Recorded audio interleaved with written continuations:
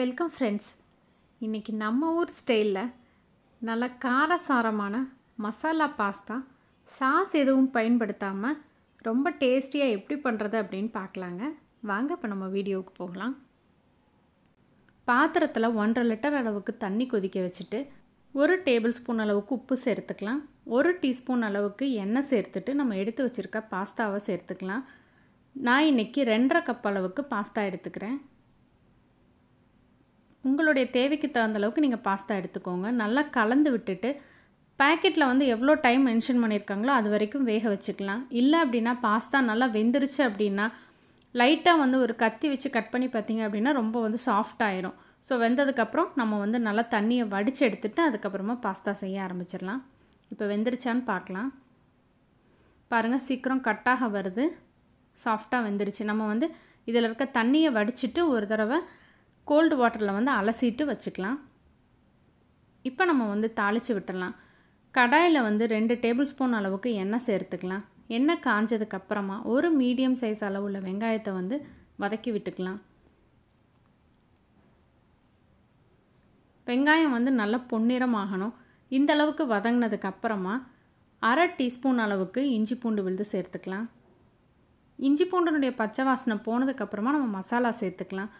மசாலா பொடின்னு பார்த்திங்கன்னா 1/2 டீஸ்பூன் அளவுக்கு சென்னா மசாலா, 1/2 டீஸ்பூன் அளவுக்கு கரம் மசாலா, 1/4 டீஸ்பூன் அளவுக்கு மஞ்சள் தூள், 1 டேபிள் ஸ்பூன் அளவுக்கு காஷ்மீரி மிளகாய்த்தூள் எல்லாத்தையுமே நல்லா கலந்து விட்டுக்கலாம். மசாலா கருகிராமல் பார்த்துக்கோங்க. அடியில் பிடிச்சினா லைட்டாக தண்ணி தெளித்து விட்டுக்கலாம். ஒரு மீடியம் சைஸ் அளவுள்ள தக்காளி பழத்தை நல்லா அரைச்சிட்டு சேர்த்துக்கலாம். அப்போ பாஸ்தா நம்ம கிளறும்போது கிரேவி நிறையா கிடைக்கும். சென்னா மசாலா ஆப்ஷனல் தான். அந்த ஃப்ளேவர் பிடிக்கும்னா நீங்கள் பயன்படுத்திக்கலாம். இல்லைன்னா கரம் மசாலாவும் தனி மிளகாய் தூளுமே சரியாக இருக்கும். காய்கறிகள்னு பார்த்திங்கன்னா நான் இன்றைக்கி 1 குடைமிளகாவும் 1 கப் அளவுக்கு ஸ்வீட் கார்னும் பயன்படுத்திக்கிறேன். தேவையான அளவுக்கு உப்பு சேர்த்து நல்லா கலந்து விட்டுடலாம். குடைமிளகா ஸ்வீட் கார்ன் ரெண்டுமே சீக்கிரமே வெந்துடும். இல்லை அப்படின்னா மூடி போட்டு வேக வச்சு எடுத்துக்கலாம். இப்போ இந்த தக்காளி நல்லா திக்காகி வர்ற வரைக்கும் நம்ம வேக வச்சு எடுத்துக்கலாம். இப்போ பாருங்கள், தண்ணி எல்லாமே வற்றி அதனுடைய பச்சை வாசனை நீங்கி சூப்பராக நமக்கு வெந்துருச்சு.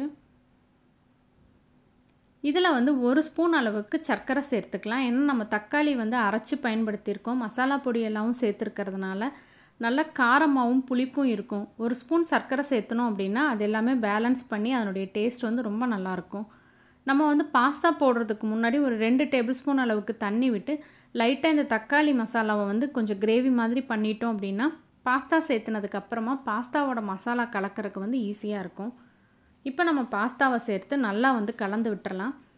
சிம்மில் வச்சுக்கோங்க. ஒரு 5 நிமிஷம் போல் கலந்து விட்டுட்டோம் அப்படின்னா ரொம்ப சூப்பரான டேஸ்ட்டில் நம்மளோட மசாலா பாஸ்தா ரெடி ஆயிரும்.